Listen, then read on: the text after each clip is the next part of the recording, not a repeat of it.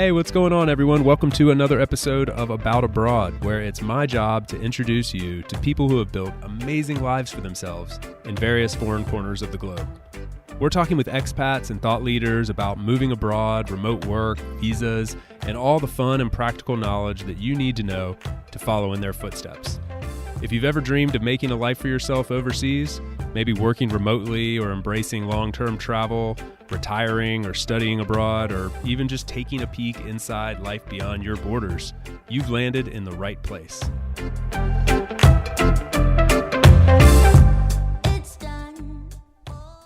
My guest today is a very special one. She is Hannah Brown from E-Residency in Estonia, which, if you're wondering, I know I've heard of that somewhere. It's probably here on this show because E-Residency Estonia is one of our season sponsors and a huge supporter of this show. So I was very grateful to Hannah for coming on the show and supporting us in another way by sharing her story and more about what E-Residency in Estonia is. We dive into all the details of the program, but also what life is like in Estonia, in Tallinn, the capital that's amazingly beautiful and sounds even more incredible when she describes it, and a little bit about the digital nomad visa that Estonia has established as well. So we go into a whole lot in this one about her life, growing up in multiple countries, all about Estonia, how you can get access to Estonia and the e-residency program. It's a really amazing episode. I really enjoyed this one, so I hope you will as well. Please help me in welcoming Hannah to About Abroad.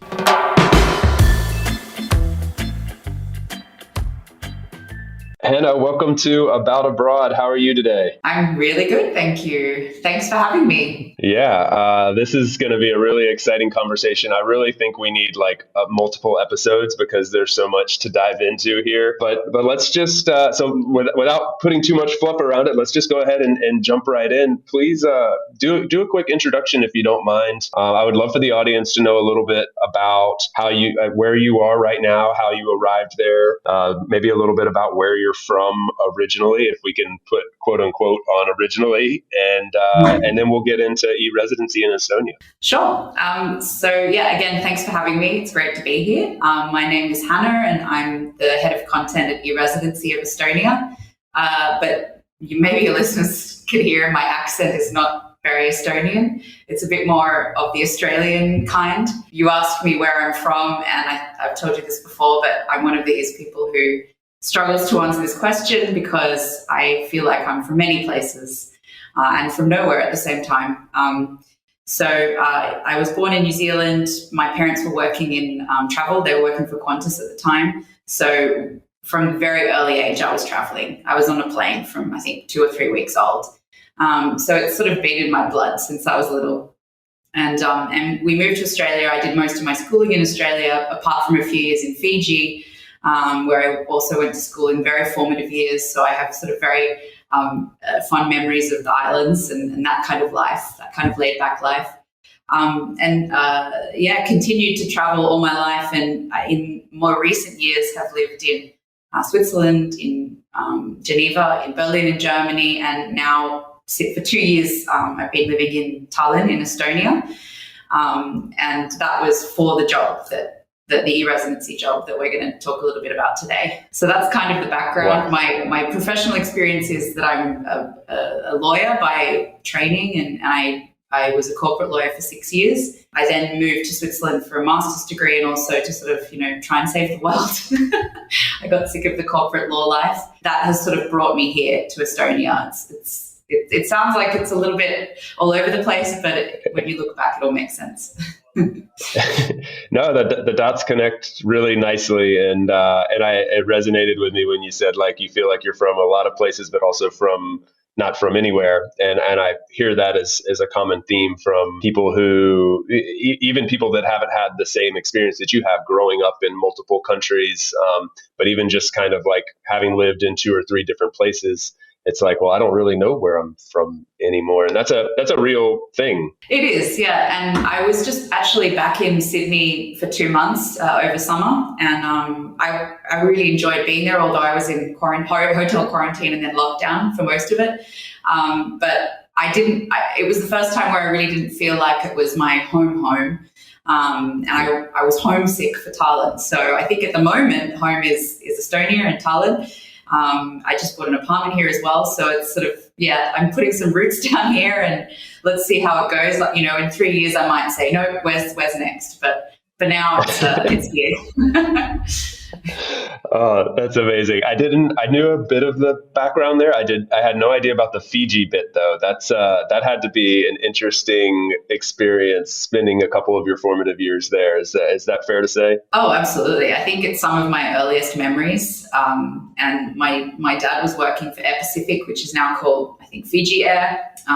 So we had, we were living quite a nice life there as expats. I was 5, 6, 7, 8 years old, going to school there with kids from Fiji, but also from other islands in the South Pacific. And I was at a Chinese school, so quite a lot of Chinese friends, so it was really interesting. But I have really, really fond memories of Fiji. Absolutely. From Fiji to Estonia, it's pretty amazing that you've gotten the experience to live in these different places. I mean, a lot of people would just love to have the opportunity to visit some of the ones you rattled off there. So quite an epic life you've already lived to this point, and but you've landed in Estonia. Estonia feels like home, and I think Estonia is a place that is increasingly on the map for people, but still sort of flying under the radar. And so I wonder if you might explain a little bit about what it is that you really care for when it comes to Estonia, and just sort of your general perception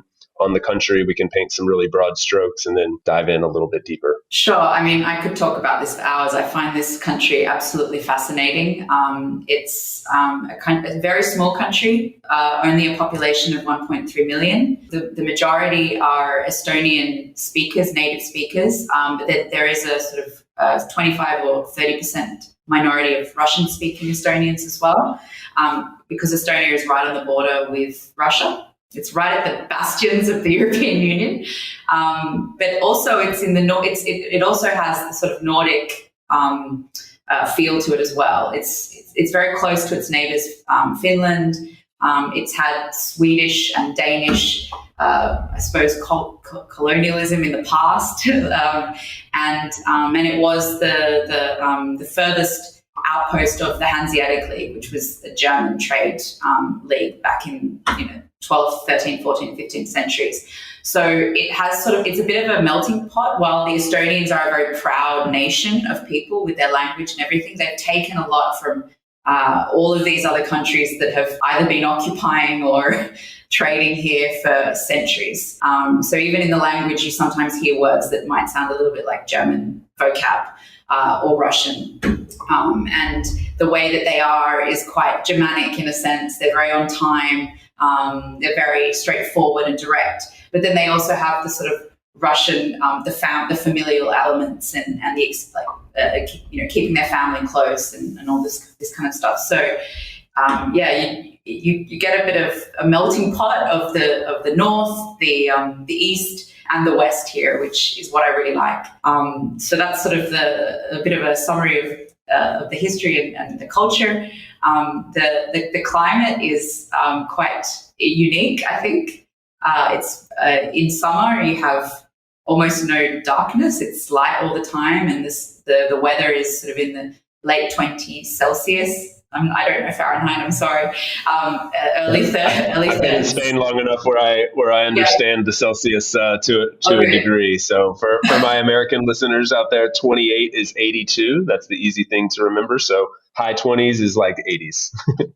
Yeah, and it's just absolutely lush here in summer. It's the best time to be here, and it's very outdoors life. There's 2,000 islands off the coast of Estonia, and they're absolutely beautiful. A lot of Estonians have summer houses where they go and spend summer, and also many weekends throughout the year. And so if you can find some Estonian friends to take you to their summer houses, you're doing pretty well. Are they actually on the islands, the summer houses? Some of them, yeah. Some of them are on the mainland, and then a lot of people have summer houses on the islands. And the pandemic has actually made it really competitive on the islands because, everyone found out that they could work remotely. So they were all like, we can go and live in the islands, and get out and get these really nice houses. So the real estate market there has gone up side note, sorry, getting sidetracked already. But yeah, I spent some weekends on the islands this year, and it's just absolutely beautiful. And then obviously, I'm super fascinated by this. What can I ask one question? Sure. So like people picture islands like that. There can be different types of islands, right? Like there's like Caribbean islands, and there's Fiji, and there's the Mediterranean island. Like how would you describe the islands? Because I totally did not associate island life with Estonia at all. So I'm fascinated by this. Yeah, I suppose the closest thing I can think of is if you've ever been to sort of Sweden or Finland with the where they all have these wooden houses on lakes. In Sweden, I think they're all red. In Finland, they have them as well. It's the islands. Some of them are bigger than others. Some of them are smaller, but they're very green. Lots of trees. Northern sort of landscape of trees, and then they have these wooden houses or farms where they live, and you can either swim in the Baltic Sea if you want, or some of them even have lakes to swim. But yeah, it's like it's sort of that sort of Nordic kind of wilderness, I suppose, but on an island. Wow. Oh, that sounds beautiful. And the water, people go swimming. It's mild enough to where you can get in. I'm wondering if it's like too freezing to actually enjoy, but people get in. Yeah, in summer it's actually pretty mild. Yeah, in winter people still swim, but then that's when you start getting into winter swimming, which is something that I have actually really started to do a lot since I've lived here. The flip side of a really, really nice, light, beautiful summer is that you have a really cold, dark winter.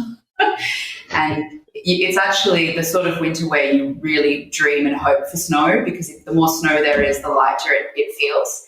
And also the more sort of romantic the Christmas markets are and this kind of thing. And you can go cross-country skiing and hiking on the snow and these kinds of things. So, but yeah, as I said, one thing that I have taken up since moving here is winter swimming, where you swim in 0 degree, again, Celsius, and then luckily there's the sauna culture to warm up between swims, and that's another really big part of Estonian culture. When you go to someone's summer house, generally they'll have a sauna. Actually, a lot of apartments, even in Tallinn, have saunas. So in the winter, you can warm up in your own house, and I love that aspect of this place. Yeah. What is a winter swim? What did you call it? A winter swim or yeah? What does that look like? Like including the sun a bit, but like do people get together in groups and go at certain times, or you're in the ocean, or how does it work?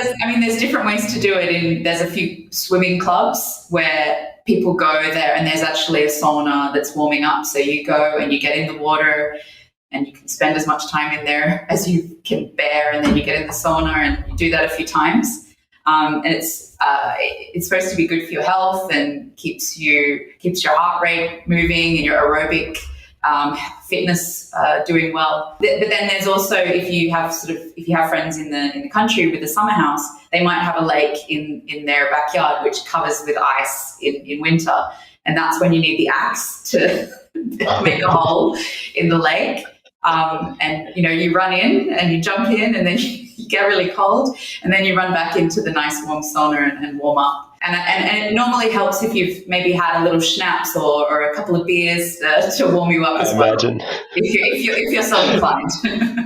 Yeah. I was going to say there might be a little bit of that involved if I'm getting in the ice water, but I love that this is like a piece of the culture there. That's amazing. Another thing that I think like one of the stereotypical things that I believe comes to people's mind when they think about Estonia is the beautiful architecture in Tallinn. And it has a very, you referred to this a minute ago, I think, but it has a very like romantic feel to it, cobblestone streets and beautiful buildings. And it looks super picturesque. Am I correct in suggesting that? Yeah, no, it seems a bit cliched, but it's like a little toy town almost. You don't really think it's real.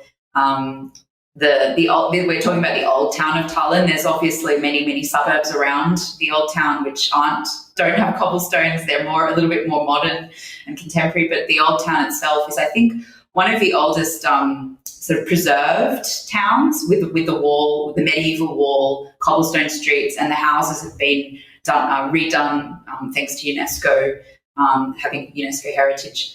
And yeah, there's lots of beautiful churches and merchant houses and old theatres and these kinds of things that, it's super lovely. For the last year, I actually lived in the old town, and it was it was just dreamlike. You'd walk out and you'd feel like you'd go back in time.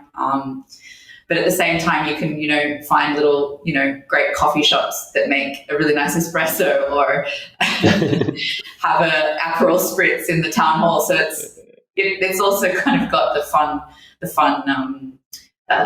party and coffee culture as well. So it's a nice place to be. And then, as I said, around the old town, there are sort of newer suburbs where they've converted old factories and industrial areas into commercial areas and commercial zones and office zones. And so there's Teleskivi, which is the creative city part of Tallinn, where there's lots of street art and craft beer and gin distilleries and restaurants and bars and theatres and these kinds of things. There's Rotamani, which is where a lot of offices are and high street shops and restaurants as well.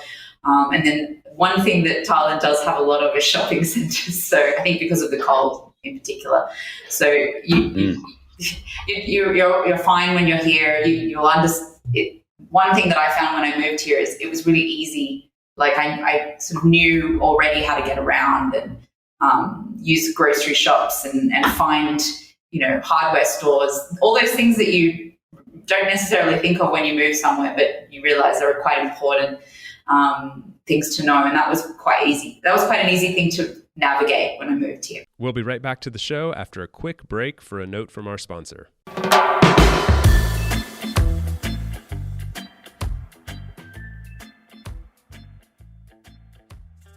This season is brought to you by my good friends over at Insured Nomads. They're the absolute best in the business when it comes to providing health, travel, and medical insurance for nomads, expats, and really just all forms of world travelers. I know insurance is often something that's overlooked when we're fantasizing about traveling the world, but it's absolutely necessity that we address this because often the policy you have in your home country isn't going to cover you while you're abroad. And it's also a requirement, as a lot of people may not realize, to actually buy private travel or expat insurance, as it's called sometimes, to obtain a visa or even enter certain countries. So fortunately, there are companies like Insured Nomads to help us with this. Not only do they have excellent coverage and great prices, but they're also providing a first-class experience with additional perks and best-in-class technology via their app. It's an amazing experience. I can't recommend it enough. Now, this is a company that was built by world travelers for world travelers, so they know what it's like to find yourself in a difficult medical situation abroad, and they want to keep you from having that same bad experience. So the next time you're planning a trip abroad, whether it's for a week or a lifetime, check out Insured Nomads via the link in the show notes. Today's episode is also brought to you by my partner podcast of the week, which is That Remote Life, hosted by my friend Mitko Karshovsky. This is truly one of my favorite shows out there. It's what I go to when I want to listen to people who are building location-independent businesses and living, well, that remote life, as you might imagine. Mitko brings on his guests from all around the world who have built successful businesses and then kind of walks you through how you could follow in their footsteps. They're all living location independent, very interesting lives in various parts of the world. And Mitko himself is a digital nomad.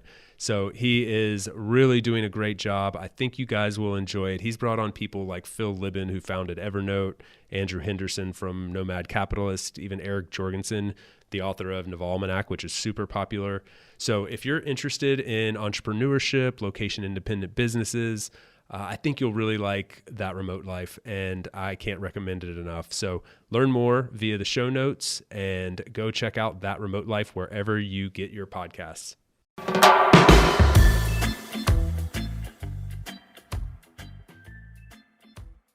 Okay, now back to the episode. How about the language barrier? Did you? I'm gonna go out on a limb and believe that you probably didn't speak Russian or Estonian fluently when you arrived. How did you feel with the language barrier, or is there one? No, I didn't speak any Estonian or Russian. Estonian is an incredibly difficult language. It's in its own language tree with Finnish and Hungarian, actually, funnily enough. So it's not like I speak a little bit of French and German, a little bit of Spanish, and it's just completely different. So that was a barrier. But the good thing is that the majority of Estonians speak perfect English because they learn it from a very young age at school. And so in that sense, you're fine with English. If you're here, particularly if you're here for like a year or a couple of years, there's no expectation that you'll speak more than atere, which is hello, or aita, which is thank you. One thing though that I would really like to do if I do end up staying here long term is learning the language. So there are free courses if you do come and settle here. There are free courses for sort of beginners and even beyond that. And then the universities offer them as well. So it's possible to learn the language. And I think a lot of people who speak multiple languages do seem to find it a bit easier. So okay. Yeah, it's yeah, doable. if you have that experience of learning one or two, then even if it's not of the same language tree, you can still kind of adapt a little bit quicker than somebody coming in with no experience. But it's also nice for people to know, like, I don't know, what I find a lot is that people have a really strong desire to move to another country. They're always looking for this place to go. They want that experience. Of course, living in a place like Tallinn sounds like magical to somebody who's wanting to experience this fairy tale European land, and sounds amazing, right? But then there's all the reasons not to do it. And language is one of those ones that pops up. People are really fearful of, feeling stupid or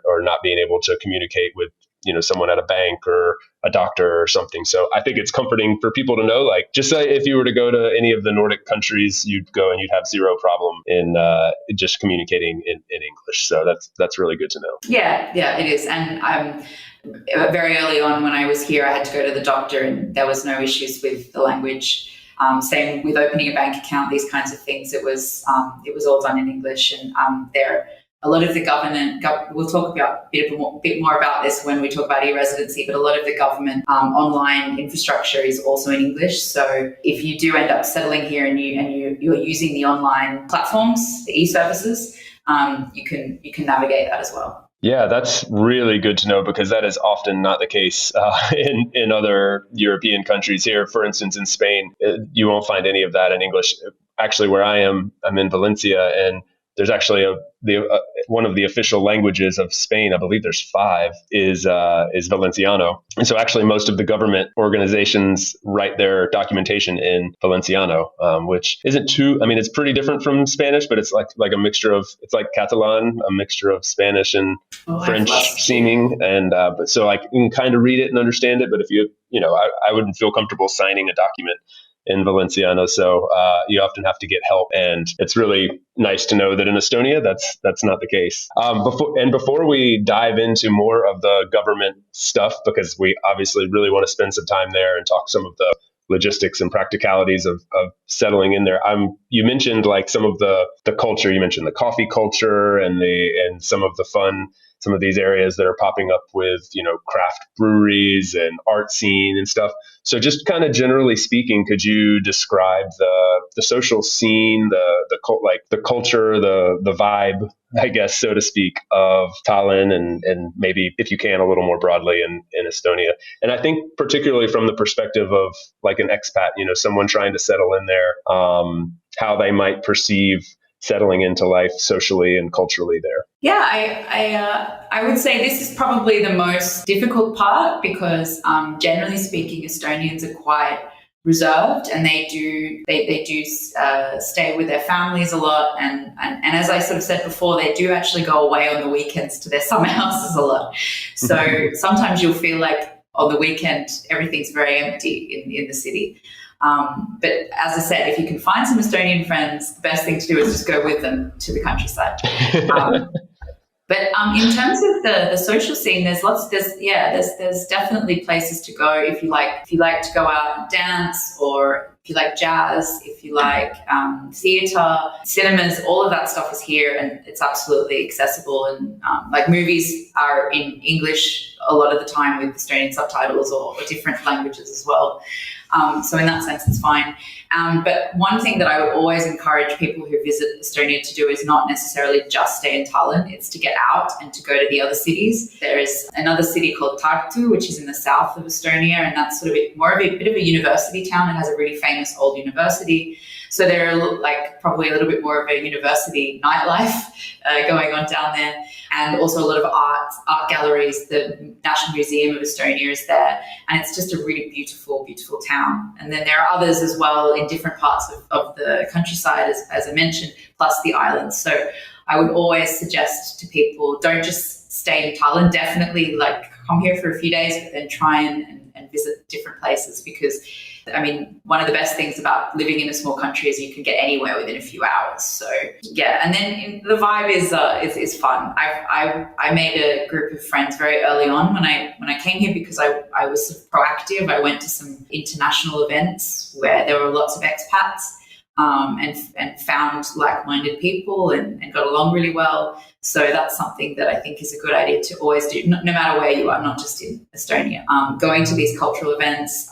If you're an entrepreneur, there are a lot of startup-focused events particularly. So finding those co-working spaces where there are people like you, and finding friends in that sense. And then doing things like, silly things like going winter swimming. So coming to these swimming clubs, you might meet people that way, and you probably will meet Estonians that way, because that's what they're doing as well. So cool. Yeah, those are some really great suggestions. And I 100% agree, like kind of diving in. You don't have to do one or the other. Like some people believe, I just want to get in with the local group, or I really just feel more comfortable with the expat group. And I think it's so nice to do a mixture of the two, because there's a real place. Like I think it goes without saying, like, oh yeah, getting into the culture of the place you're living is probably something everybody wants to do when they move to a new place, but it can be scary, intimidating. Sometimes cultures are a little more reserved or closed off or whatever to new people. So the expat community becomes the easy thing to do. And if you choose one or the other, you end up kind of missing out on the other half. So I think it sounds like you've got a great blend of the two. Like you're diving into the culture, doing the swimming and meeting Estonians, obviously in your work, that could help you cross those paths too. But then also finding the expat groups, the international groups can really give you like a sense of community and home that you might miss as an expat. Yeah, absolutely. Yeah. Yeah. Sounds like you got a great combination there. Well, I think it's a perfect time to kind of transition into what you do at Estonia E-Residency and talk about this program. And so maybe let's just start with just a little bit of history or background on this program, because I think a lot of people that listen to the show may have heard of it before, but they're really not quite sure what it is or how it might benefit them. Yeah, sure. Cut me off if I'm talking too much, because this is a topic that I love to talk about. So, so the program itself started in 2014.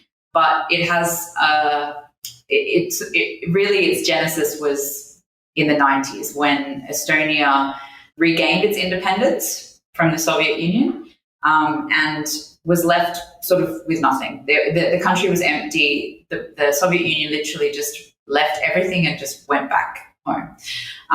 The country didn't have really much going for it in terms of resources, human capital, it really had to make some tough decisions. So a young government that came into power at the time decided to go in the direction of the digital.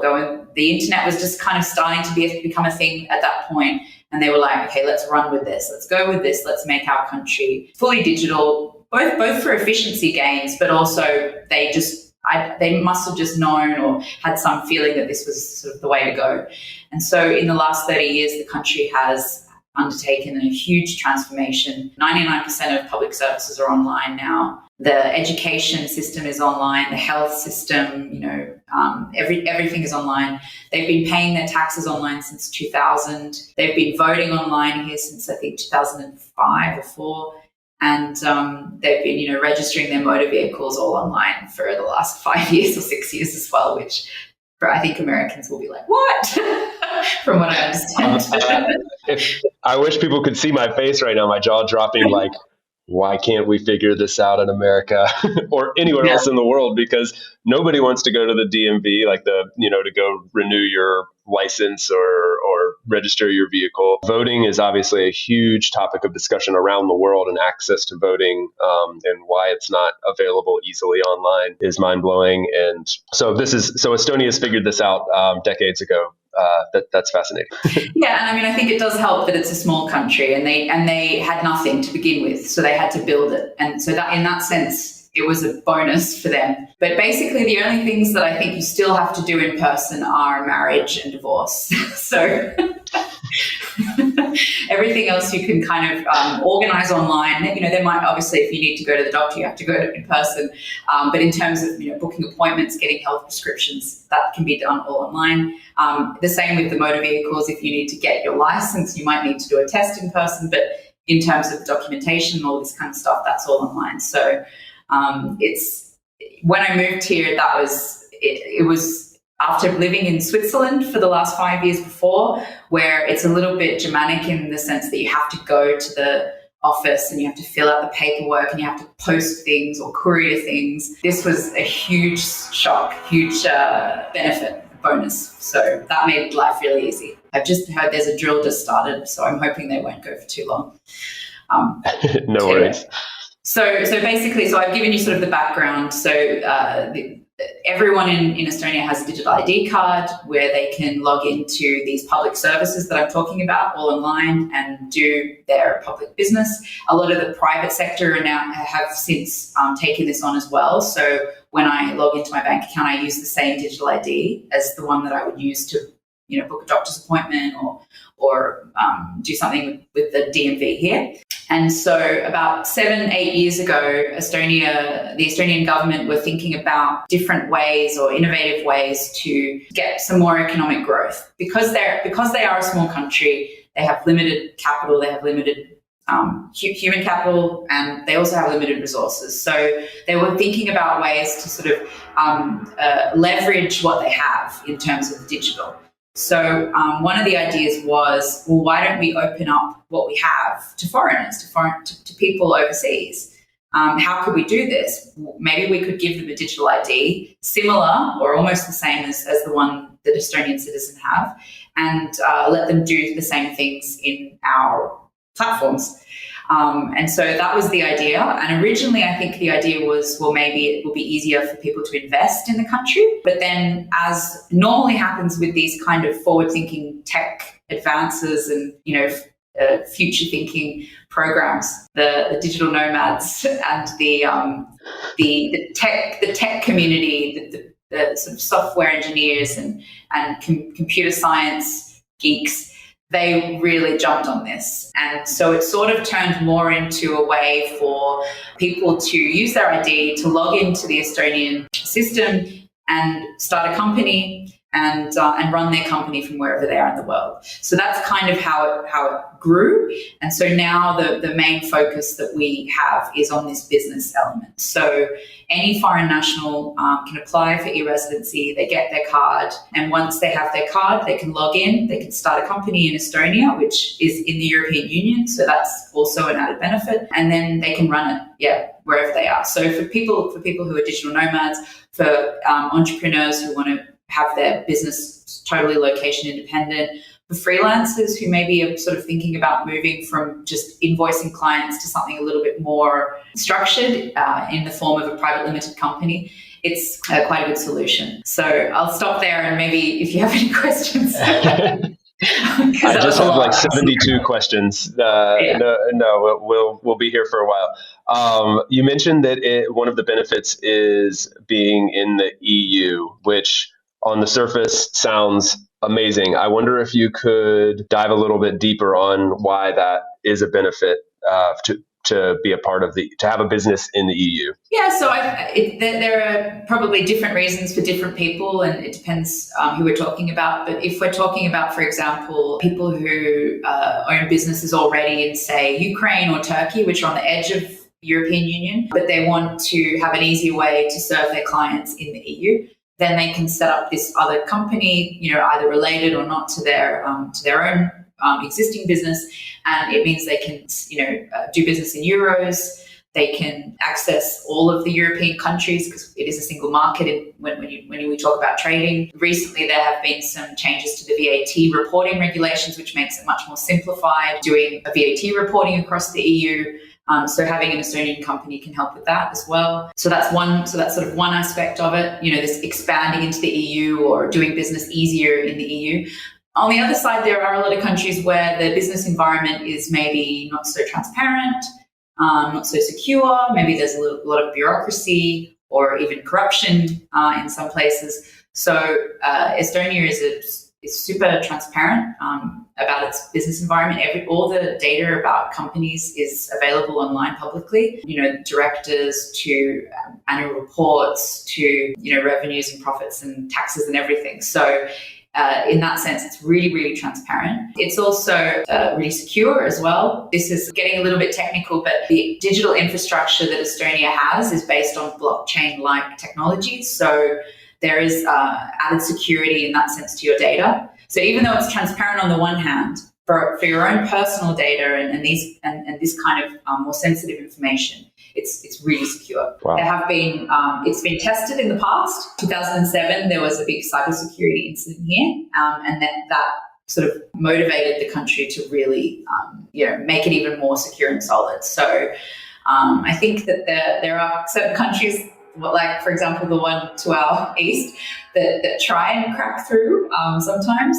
But in the last sort of 10 years, it's been pretty rock solid. Wow, that's amazing. And so Estonia benefits from this by, is it via tax revenue and or any other, did the foreign investment piece work out, or is it mainly tax revenue, or what is Estonia gaining? So I've got to be really careful here. I want to say, first of all, that Estonia is not a tax haven. So people who, even though you might have an Estonian company, you might still have tax liabilities in other countries, both personally and company as well, if you have a dual tax residency for your company. There are certain elements of the company revenue and distributions that will get tax paid into Estonia. So for example, if you pay yourself a board member's fee, that personal tax will be paid in Estonia. So normally that's quite a small aspect. Also VAT, that might be paid here. And if you hire employees, you'll also be paying payroll and social taxes into Estonia. But if you're hiring employees in other countries, the taxes will be in those countries where they are. Or if you live in a certain country, the tax will be in your country. So taxes is one element of it, but it's not the main motivation behind it, and it's also not the biggest part of it, I would say. Maybe some people would disagree with me, but that's always a healthy debate that we have here. I think another thing that benefits the way that the program benefits Estonia is there are some requirements and needs from businesses to have service providers to help run their companies. And so since E-Residency started, a whole ecosystem of business service providers helping with company formation, accounting, bookkeeping, taxes, legal, even marketing, et cetera, have basically grown to serve e-resident company owners. And that has been, I think, quite a nice boon for the Estonian business environment and economy. And then also, if the companies themselves do decide to set up an office here, if they employ staff here, if they find business ventures with Estonian companies or other e-residents with Estonian companies, that can also indirectly benefit the Estonian economy as well. So that's kind of on the financial side of things. But then there's also this whole aspect that I think was a bit of a surprise, maybe not so much for, I think, internationals or foreigners, but I think it was a surprise for Estonians, which was this community aspect that grew out of it and the awareness of Estonia that e-residency has brought. So here I'm talking about the fact that we now have, I think, 84,000 e-residents from around the world. Wow. Yeah. And a lot of them are really, really engaged and active and really interested in Estonia, the country, as well. So it's possible that they may never have even found out about Estonia before becoming an e-resident or finding out about the program. And I can attest to this because before I joined the program to work, I actually was an e-resident myself. And I joined because I was a fan of this idea of a digital nation and this global community of people who were sort of thinking about how a country is serving them in a different way. You don't necessarily need to live within the borders. to take advantage of what they have to offer. So I joined for that reason. And I think before that, I'd maybe heard of Estonia just on maps, in geography lessons, these kinds of things. So in that sense, like they've brought a whole new sense of awareness of the country, of the culture, of the language, and also the digital transformation that they've undergone to themselves. So yeah, in that sense, it's not just the financial benefits, but also there's this sort of cultural, social, and community aspects that have grown around it too. Absolutely. I mean, it's. I would 100% say, from my perspective, it's put Estonia on the map. And a terrible pun there, but like, it would not necessarily have been a place that would come up in these conversations amongst tech companies, thought leaders, the ones that you kind of described as like early adopter types, which kind of drive innovation. Estonia's in that conversation now. And so it's, as a brand, sort of, Estonia's really arrived in that world, which I think is a super cool, non-tangible feature to this, or benefit to this program that you guys have put together. Yeah, and you mentioned the tech world, and I sort of forgot to mention this when I was doing my little history lesson, but one of the things that has grown out of this digital transformation is a big startup scene here, and some unicorns, as they're called, like TransferWise or Wise, Pipedrive, or Skype was the original, and Bolt more recently as well. So E-Residency is kind of, it's a government program. So unlike these startups, which are private sector organizations, it is a government program. Sometimes we're put together with those startups because we do sort of operate as a public startup in a way, and the brands are often put together as Estonia is the home of Skype, Wise, and E-Residency. So in that sense, wow. It's quite cool. We have sort of the best of both worlds here. Yeah, I mean that's amazing. Those are some huge names that have developed into, like you said, I mean, these are $1 billion plus valuation companies that are being formed and housed in Estonia with, like you said, there's a little over 1 million people. I mean, that's absolutely fascinating. What a success story for what a program, like an innovative program like this, can do for a country. Does it feel like a success? Like, does the Estonian government, do you guys inside the organization, do you feel like this has been a resounding success thus far? Yeah, I think yes, but also we want to make it better, bigger and better. This is something that goes to, I think, the Estonian business culture. It's super entrepreneurial here. Every Estonian that you meet will have a company already. Like, it's just, everyone has a company, or a side hustle, or just, a little thing that they sell on the side, or some freelancing that they do. Even some of my colleagues, they have businesses that they are also running in parallel to working for E-Residency. I haven't joined them yet, but I'm just like thinking maybe it's something I need to do at some point. So so there's this kind of, if you really want to get into the culture there, you're going to need an LLC. Basically, exactly, yeah, or an OO as they're called here. So I think even though I think we've done probably better than anyone would ever expect, and I think outsiders looking in would be like, wow, 84,000 e-residents. I think it's 18,000 companies that have been set up, and looking at the money that's come into the country, not even just the country, but the revenue that's been raised by the e-resident companies themselves on the one hand, then also the taxes that have come to the country. It looks like a success, but we're not satisfied. We want it to become bigger. There are some challenges, obviously, running international businesses, not just for e-resident companies, but for anyone running an international business in terms of taxes and banking, employment, these types of things. So these are things that we're always looking, how can we improve, and how can we make our product fit better and solve our customers' problems more often. And then I just lost my train of thought. But and then on the other hand, there's also I've lost my train of thought. Sorry. No worries. No, I mean, well, it actually kind of brings us to a good point, because one thing I'm curious about is and I imagine this might be when you reference, how you could improve it. Maybe that involves processes, procedures. Everybody's looking to streamline bureaucracy and cut out more paperwork, more in-person appointments, things like this. And it sounds like E-Residency's done a great job. Estonia as a whole has done a great job making this pretty streamlined. I have that perception. So maybe you could just talk us through just kind of the bullet points of like the process for applying and how painful or painless that might be. And then on the flip side, like after you're an E-resident, some general processes or procedures you might have to go through, just so somebody has, a vague idea of what they'd be getting themselves into. Yeah, and you actually reminded me exactly of what I was going to talk about. So that's great. So to apply, it's an online application.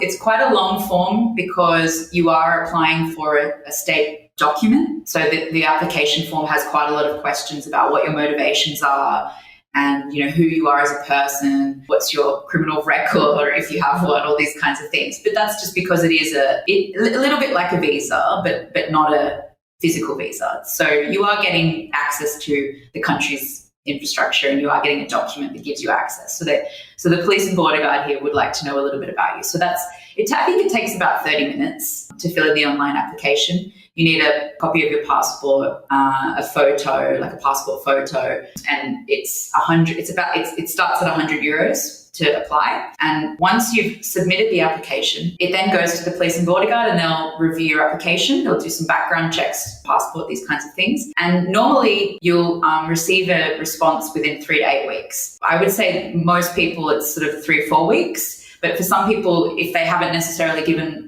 enough information, they might be asked for more on their application. So that's why it could extend out to 2 months. Once you've been accepted, and I think 95 or 96% of people are accepted to be E-residents, you will then receive an email saying you've been successful and your digital ID card is on its way to the collection point that you specified in the application. Now, this is one area where, the onboarding isn't ideal for us because you can pick up the card at any Estonian embassy around the world or in Estonia at the police and border guard offices, or there are a few private service providers doing this for us now as well in some cities. This is where it's a little bit of a challenge because Estonia is a small country. It doesn't have too many embassies. So I would say that this is a pain point that we're trying to fix by either making the collection, the card either on like a more of a digital version or making easier to do verification online of the person. But the reason at the moment is that you need to go and pick it up in person is because you need to give your fingerprints and you need to verify that you're who you say you are. So once you have your card, you then basically are ready to start a company. We recommend using a service provider to help you do this, and that's because there are a few things that you do need. For example, a contact person legal address in Estonia. So you will need to use a service provider to help you with that service. But otherwise, you are free to do it on your own, although we would recommend not because starting a business, generally speaking, it's good to have some help on the admin side, definitely in the first year at least. So basically that's it. And then once you have your company set up, like any other company, you can start running it and logging in with your digital ID card, to do your monthly reports or annual reports or declaring that if you have any tax liabilities in Estonia, you can do that way. The only other thing that I'll mention here, because I don't want to go too far down the road, is the business banking. That's something else that you'll need to do once you've set up your company so that you can pay and get paid, basically.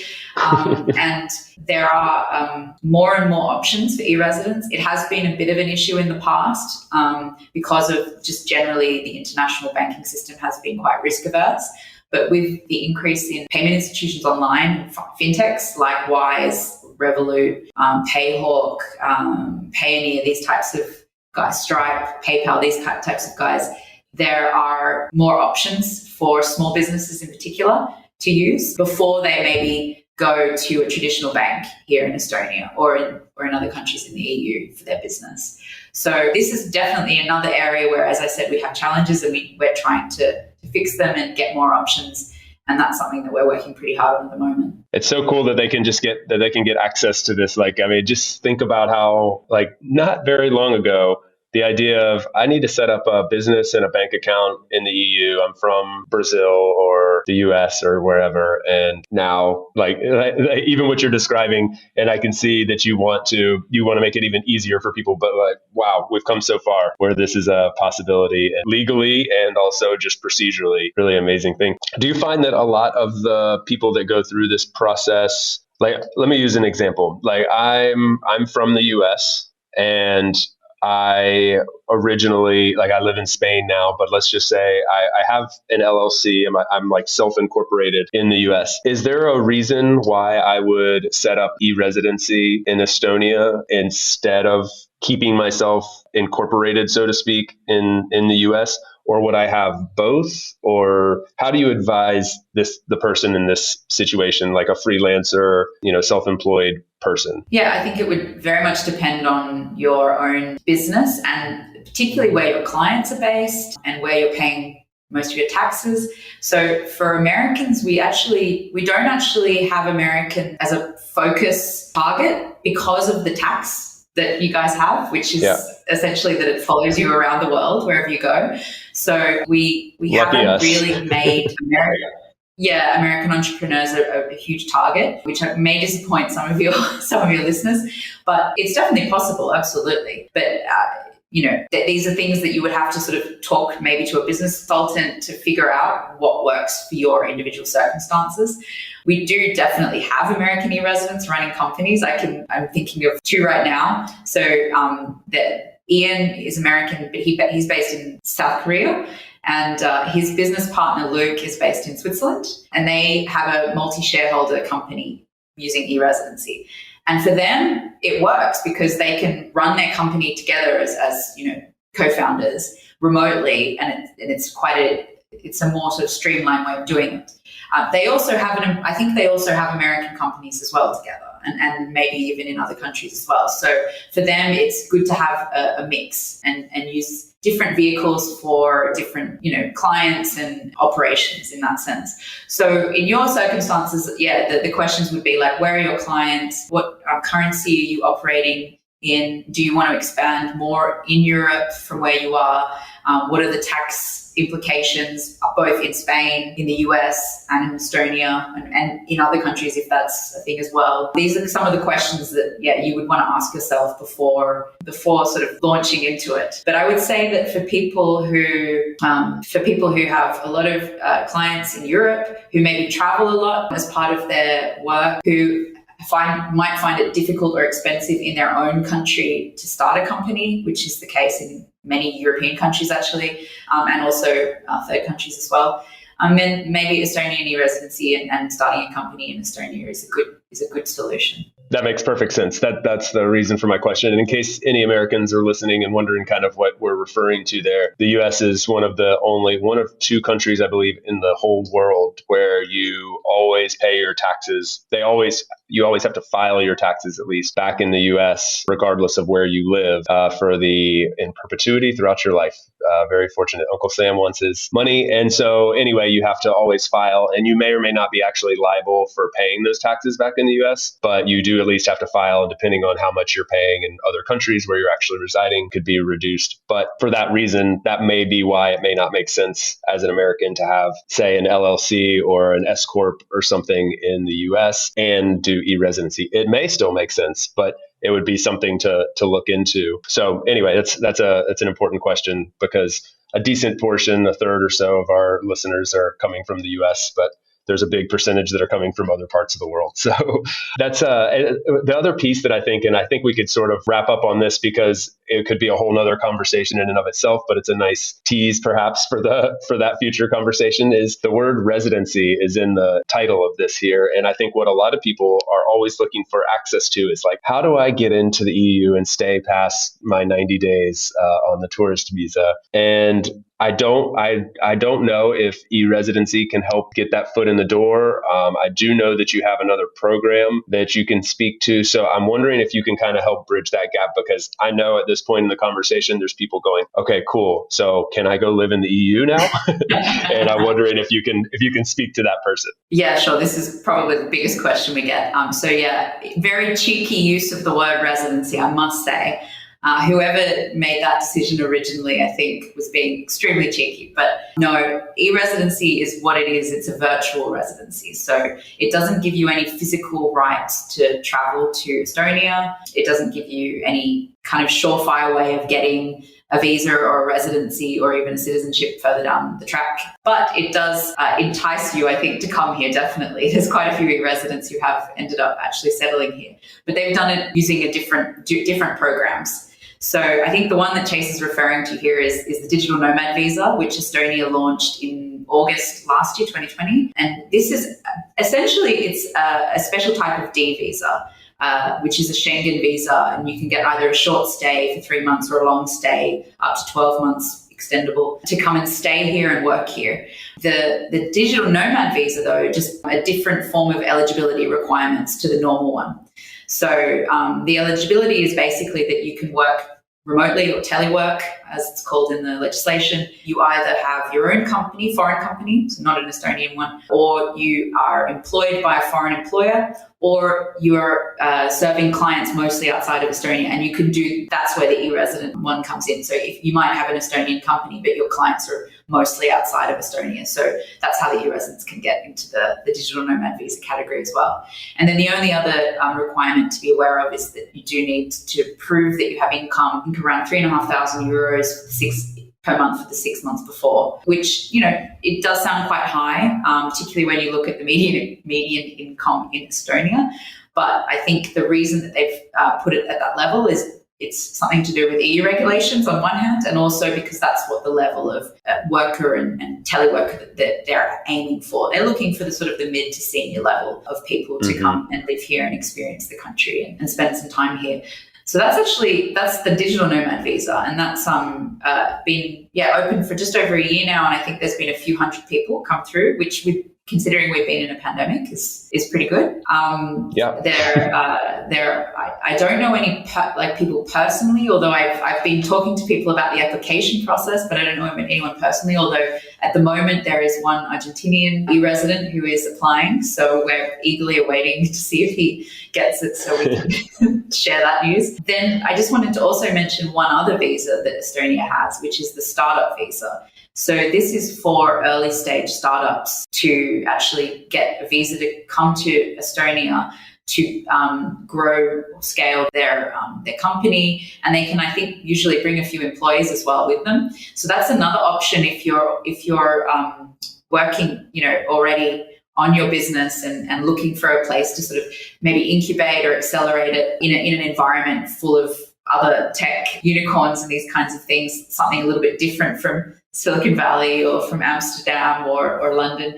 That's another option that you can look into, and that's also for third country nationals as well. So those are the two visas that I think have a look at, because if you're from Europe, you can obviously come and stay here and live here, reside here as much as you want. But if you're from countries outside of Europe, there are options. So take a look at those. That's fantastic to know. And so to be clear on one point, the e-residency it's not going to help you or hurt you necessarily in the process of applying for one of those visas. But one of the caveats would be, like, if you're living there, if you want to be there in Estonia and you have e-residency in Estonia, you wouldn't want to be primarily serving Estonian customers. Yeah, if you have a couple, it's fine. But I think that the idea is that you're here sort of for a period of time, and you're doing work for outside. You're taking the advantage of living here and using co-working spaces or offices or whatever you're using.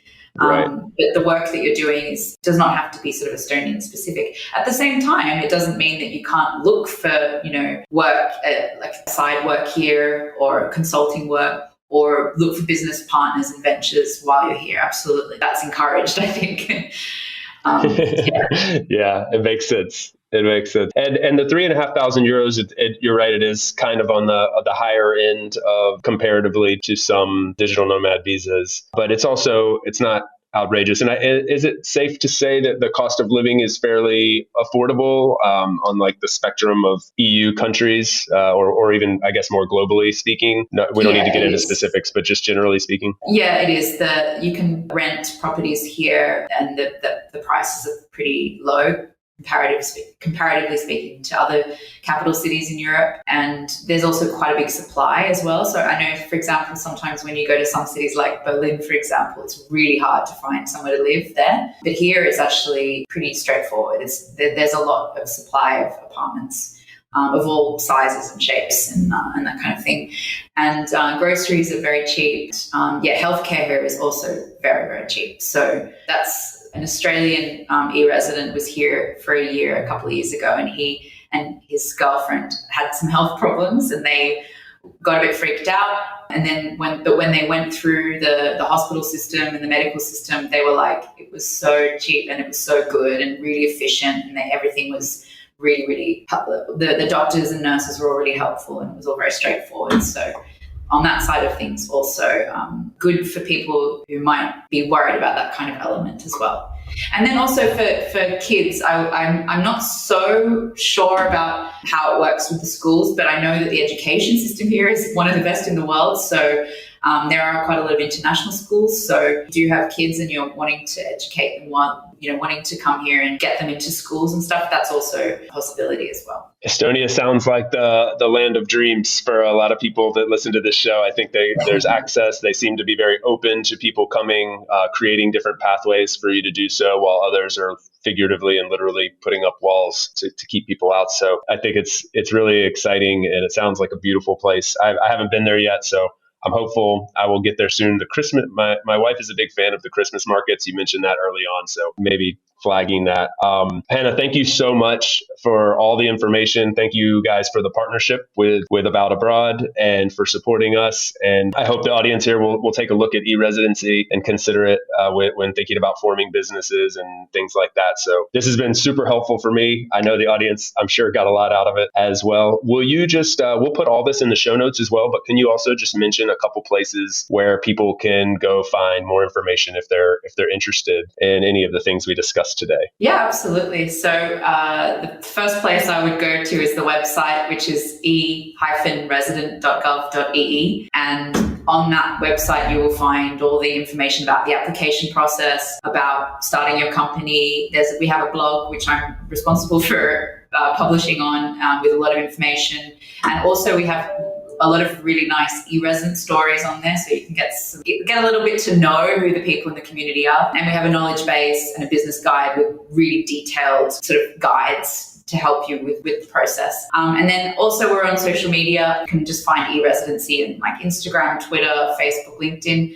Twitter is actually a place where we regularly interact with people. So if you have any questions, find us on Twitter or also on Facebook as well. So you can reach out to us, and generally speaking, one of me or one of my colleagues will respond. So you'll be talking to a real person. Awesome. That's so good to hear. A breath of fresh air and not getting a bot these days. So yeah, thank you again, Hannah. I hope we'll have you back on at some point and maybe talk to some of the actual e-residents. We're going to try to facilitate that. But this was a fantastic conversation. I learned so much. So thank you for sharing the story and everything about e-residency. We'll speak to you soon. Thanks, Chase. It was fun. Thanks for tuning in today from wherever you are in the world. Once again, I'm Chase, and this has been another episode of About Abroad. For those of you wondering how you can best support the show, I have made it super simple for you. Just go over to the show notes of the episode that you just finished listening to and click on one of the two following links. aboutabroad.com/newsletter to get our monthly newsletter, no spam, guaranteed, or ratethispodcast.com/aboutabroad, where you can quickly and easily leave a review for the show. It's not just important to me, it also helps more wanderers just like you find us. Finally, don't forget to subscribe on your podcast platform of choice, and we will see you again next week. Thanks again. Hasta luego, amigos.